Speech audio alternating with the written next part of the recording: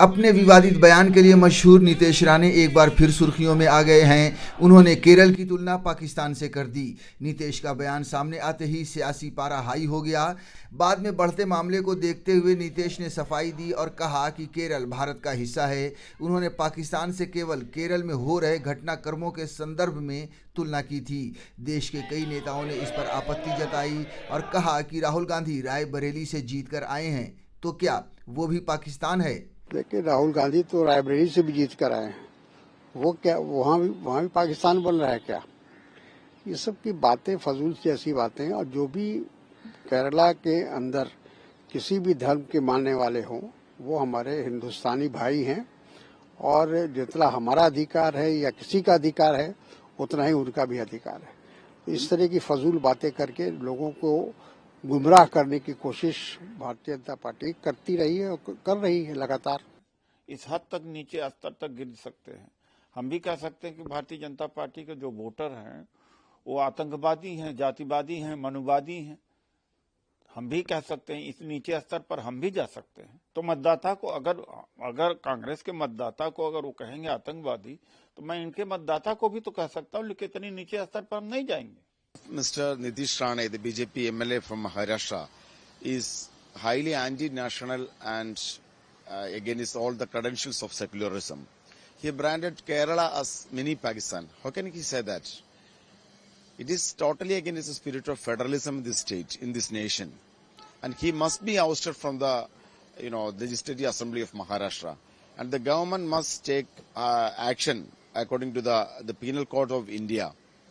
The sedition must be attracted towards his statement. It is highly anti-national. It is highly anti-constitutional.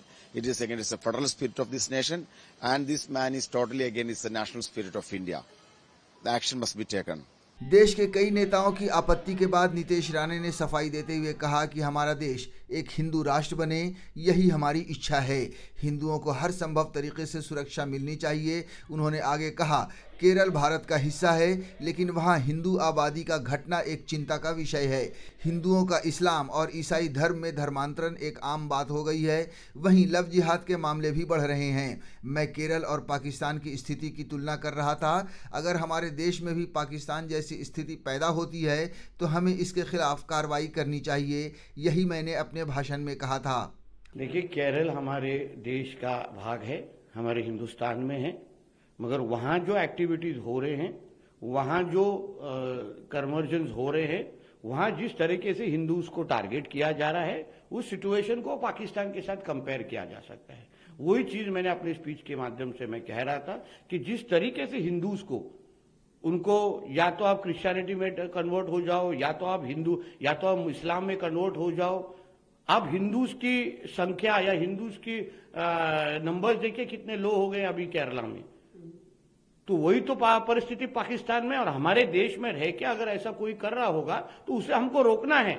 और वही मैं हमारे speech के माध्यम से मैं कह रहा था और वही क्लियर कट मैसेज क्या दे रहा था कि हमारे इंडिया में, हमारे देश में रह के, हमारे भारत में रह के आप हमारे हिंदू राष्ट्र में रह के इस तरीके से हिंदूज को टारगेट कर नहीं सकते। वही मैं मेरे माध्यम से कह रहा था। दरअसल पुणे में एक कार्यक्रम के दौरान नीतीश राणे ने कहा था कि केरल मिनी पाकिस्तान है, इसलिए राहुल और उनकी बहन प्रियंका जीत कर आते हैं। सांसद बनने के लिए ऐसे ही लोग उन्हें वोट देते हैं।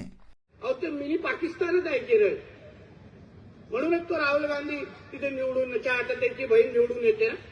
सगळे अतिरेकीच त्याला मतदान करतात। खरंच आहे, विचारा। नीतीश राणे अक्सर अपने विवादित बयानों के लिए सुर्खियों में रहते हैं।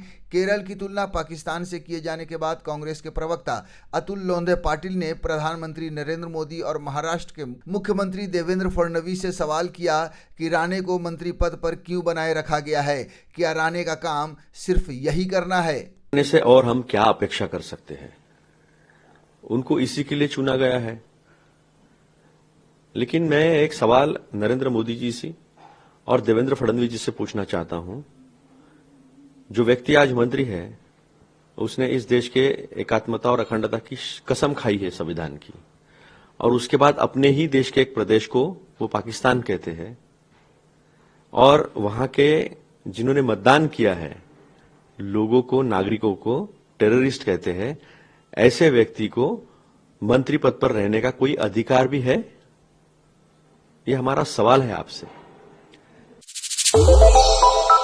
श्रेष्ठ भारत पर खबरों से जुड़े रहने के लिए चैनल को सब्सक्राइब और लाइक करें, बेल आइकन दबाएं और देखते रहें श्रेष्ठ भारत।